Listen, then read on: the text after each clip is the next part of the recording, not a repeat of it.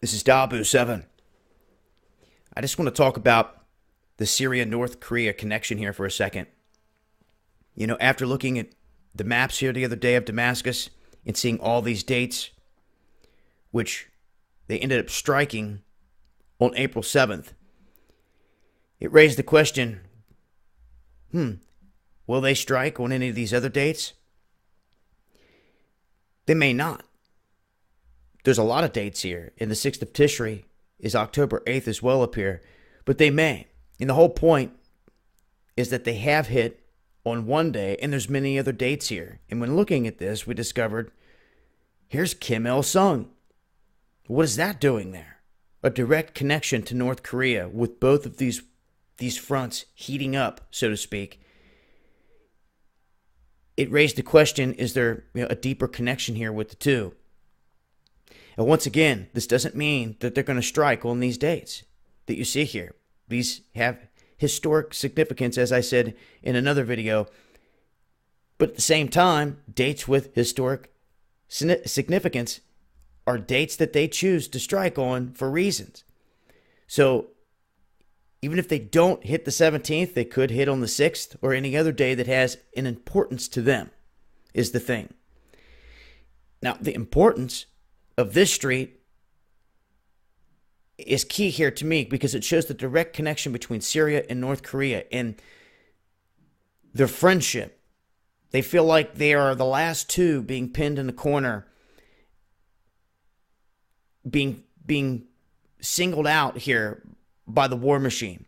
With no Rothschild Bank installed inside, the crosshairs are on these countries. But if you look at the connection here, North Korea has been giving praise to Syria for a long time. In Syria, the same for North Korea. Now, this is why, I come to find out, they put this park in place and this street to honor them, to show, hey, we do care, we are your friends, we're going to name this whole thing after you guys, just to show you. So, over time, Kim Jong-un has stated he wanted to bolster ties with them and strengthen things and even help send nuclear components to Syria. This is the one thing here on the world stage that kind of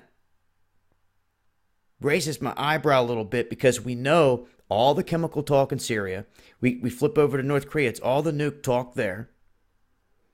But then them wanting to get these weapons into the hands of the Syrians willingly, if not even freely,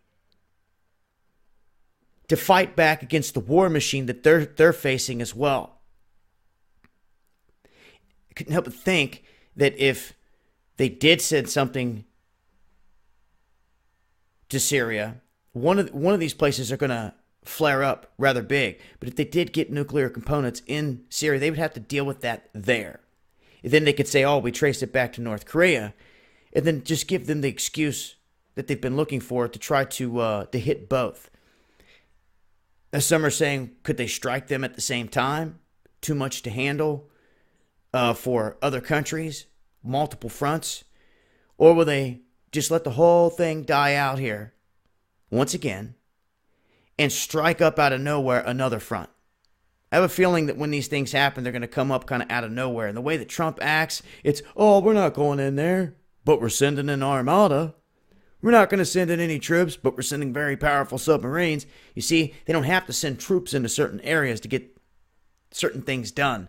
They can just conduct these decapitation strikes, airstrikes. And in the case of Syria, which is different than North Korea here, they have the whole ISIL boogeymen at the top. So whenever they're providing airstrikes, those guys can swoop in on the ground, just like any other military operation. They don't have that advantage in North Korea in terms of trying to strike them.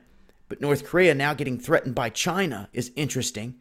China shutting down the coal production, rejecting it at its ports, striking up a huge deal with the United States, literally turning the table, and then warning North Korea, you better watch yourself pretty much, because if anything happens, a leakage of any bit of nuclear material comes into northeast China, they're going to strike them themselves. And you have to think about this. They will not strike a facility that will go up in a mushroom cloud or with chemicals that's going to blow back in their face. It's what they're warning about to begin with. They know the United States is prepared to strike. And basically, they're telling Kim Jong-un in so many words that if you allow any of this to go down and blow back on us, we're taking you out. So that's where things sit right now, with these two kind of backed into a corner, and with North Korea's biggest ally, China, kind of turning on them. It leaves Syria really as their biggest ally out there. So things to think about here in terms of the connection between these two countries and these war fronts. Just wanted to cover that and throw it out there real quick. I'll leave a link here with more information pertaining to the park and everything else they put up. And I will continue to update with more as I come across it. It's been Dabu7.